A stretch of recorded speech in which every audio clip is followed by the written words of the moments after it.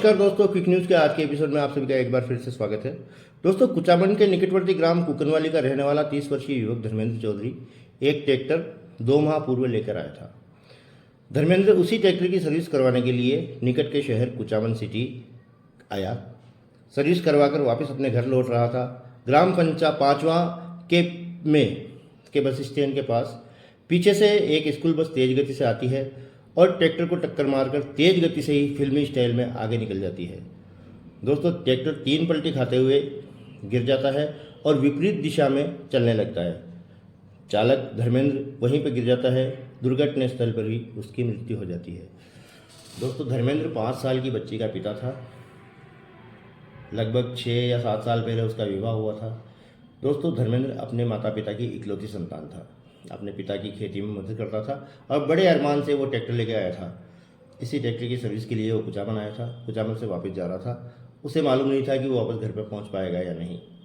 27 मार्च को दोपहर 1 बजे ये बस की दुर्घटना हुई और बिल्कुल फिल्मी स्टाइल में जो सीसीटीवी फुटेज जो अभी आपके सामने स्क्रीन पर मौजूद है, आप देखिए, बिल्कुल फिल्मी। ऐसा लगता है कि ये कोई फिल्मी स्टंट चल रहा है, प्योरली फिल्मी स्टंट, और फिल्मी स्टाइल में ये दुर्घटना हुई।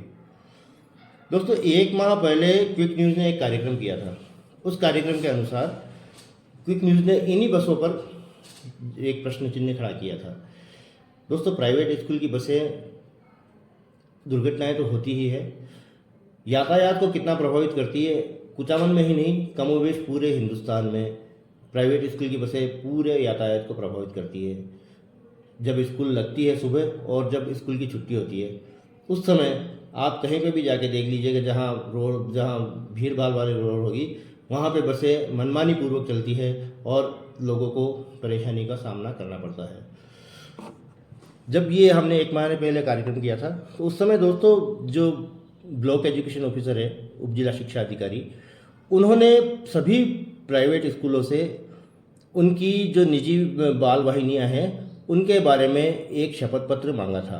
शपथ पत्र में 16 पॉइंट थे। 16 पॉइंट में अलग अलग प्रश्न थे और सभी ने तो नहीं, काफ़ी लोगों ने तो उसका उत्तर उनको भरना भी मुनासिब नहीं समझा। काफ़ी स्कूल संचालकों ने तो उनको भरना भी मुनासिब नहीं समझा।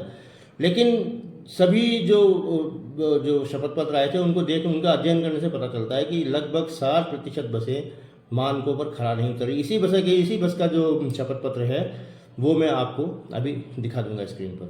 दोस्तों, इस बस के बारे में जब ऑनलाइन मालूम किया गया कि उसकी बस की स्थिति क्या है, तो दोस्तों बड़ी आश्चर्यजनक बात, चौंकाने वाली बात सामने आई।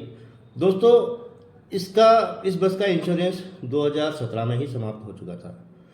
गाड़ी का फिटनेस 2018 में और पोल्यूशन 2022 में समाप्त हो चुका था। ये इसकी जो आरसी की रिपोर्ट है वो आपके सामने स्क्रीन पर मौजूद है।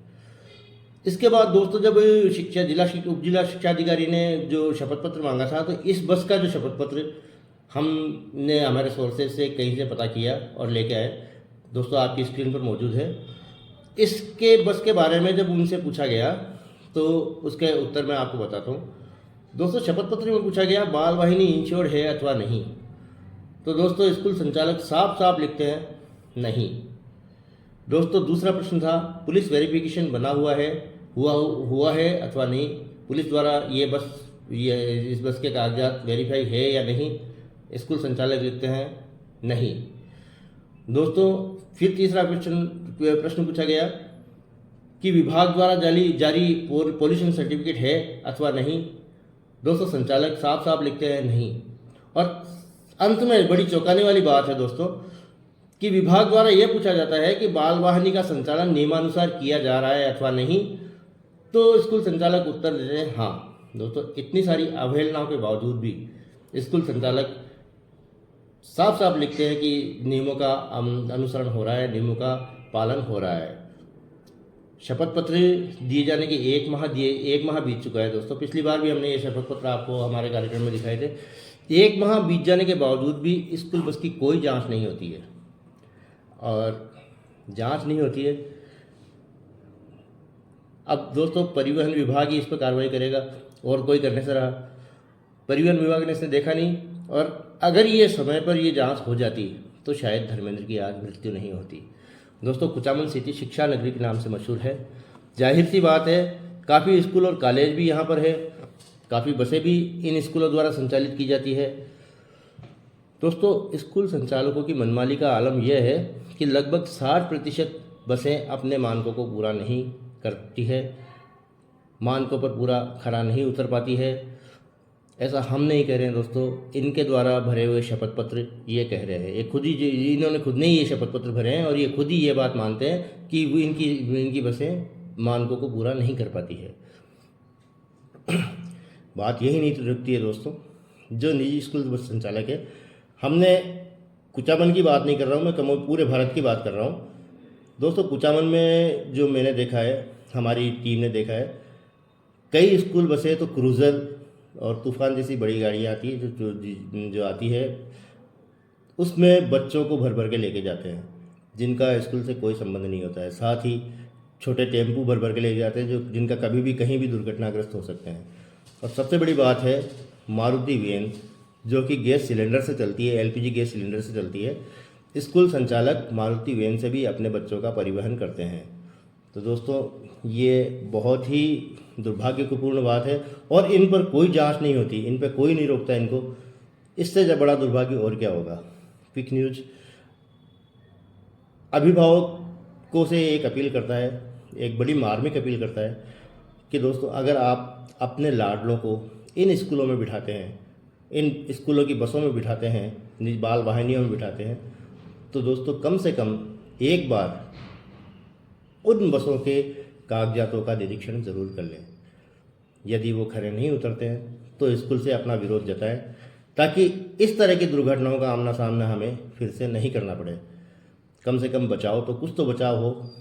धन्यवाद दोस्तों। शिक्षा नगरी कुचामन शहर में अधिकांश प्राइवेट स्कूल में दूर दराज से बच्चों को लाने और ले जाने के लिए बस या वैन का उपयोग किया जाता है, लेकिन इन वाहनों में सारे नियम ताक पर रखकर बच्चों को बिठाया जाता है। बेलगाम दौड़ते स्कूल के वाहनों पर लगाम नहीं लग रही है। हाल ही में 5वां में निजी स्कूल की बस द्वारा एक ट्रैक्टर चालक की मौत हो गई, जिसका खामियाजा हंसते खेलते परिवार को भुगतना पड़ रहा है। यह कोई पहला हादसा नहीं है, इससे पहले भी कुछ बरस पहले एक निजी स्कूल की बस से जोधपुरा गांव में भी एक हादसा हुआ था, जिसमें भी 3 बच्चों की मौत हो गई थी। फिर भी यह सीख नहीं ले रहे हैं। निजी स्कूल वाले फीस के नाम पर मोटी रकम तो वसूलते हैं, लेकिन बच्चों की परवाह नहीं है। इसकी तरफ ना तो कोई स्कूल संचालकों का ध्यान है और ना ही परिवहन विभाग का है, जिस कारण स्कूल संचालकों की मनमानी बढ़ती जा रही है। मीडिया के माध्यम से हम मांग करते हैं कि स्कूल संचालकों की जो सुरक्षा की अनदेखी करते हैं, उन पर कड़ी से कड़ी कार्रवाई की जाए।